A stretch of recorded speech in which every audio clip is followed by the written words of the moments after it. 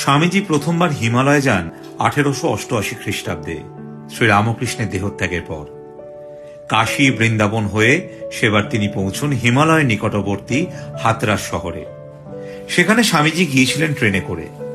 দেখা হয়ে গেল হাতরাস স্টেশনের সহকারী স্টেশন মাস্টার শরৎচন্দ্র গুপ্তের সঙ্গে। এই শরৎচন্দ্র গুপ্ত প্রথম দর্শনেই স্বামীজিকে ভালোবেসে ফেললেন। তিনি লিখেছিলেন, স্বামীজির অদ্ভুত প্রেম উজ্জ্বল তেজদীপ্ত চোখ দুটি তাকে চিরতরের জন্য বেঁধে ফেলেছিল।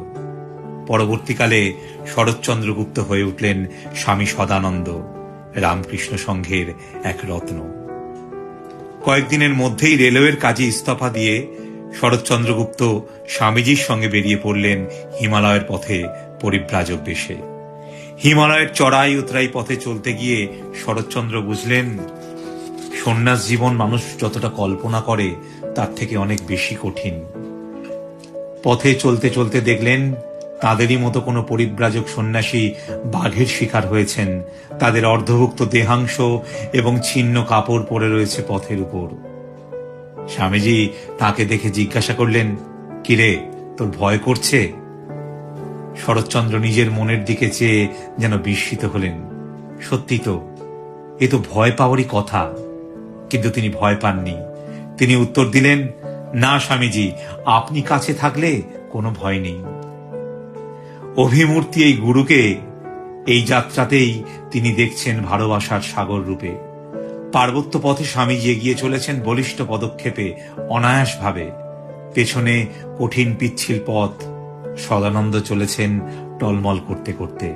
মাথায় তার পুঁটুলি, সেই পুঁটুলির মধ্যে একজোড়া ভারী বুট। অনেক পিছিয়ে পড়েছেন তিনি। তাই দেখে স্বামীজি ফিরে এলেন। শিষ্যের পুঁটুলিটি জোর করে কেড়ে নিয়ে নিজের মাথায় তুলে নিলেন, আর আরেকটি হাতে শিষ্যের ক্লান্ত দেহটিকে সযত্নে জড়িয়ে ধরে তিনি পথ চলতে লাগলেন। পরবর্তীকালে এই ঘটনাটি স্মরণ করে শরৎচন্দ্র গুপ্ত কাঁদতে কাঁদতে বলতেন, আমি তার কথা কি করে বলবো, শুধু বলতে পারি তিনি ছিলেন প্রেমময় প্রেমমূর্তি। আমি যখন এত দুর্বল হয়ে পড়েছি, যে কোনো প্রকারে টলমল করে শুধু চলতে পারছি, তখন তিনি আমার সবকিছু, এমনকি আমার জুতো পর্যন্ত নিজের কাঁধে করে বইছেন। কি অদ্ভুত প্রেমময় মূর্তি আমাদের স্বামীজি।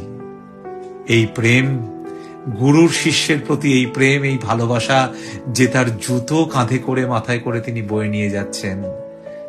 আমরা প্রার্থনা করি তার সেই প্রেমময় মূর্তির সামান্য কণাটুকু যদি তিনি আমাদের মধ্যে বিচ্ছুরণ ঘটান। জয় ঠাকুর, জয় মা, জয় স্বামীজি।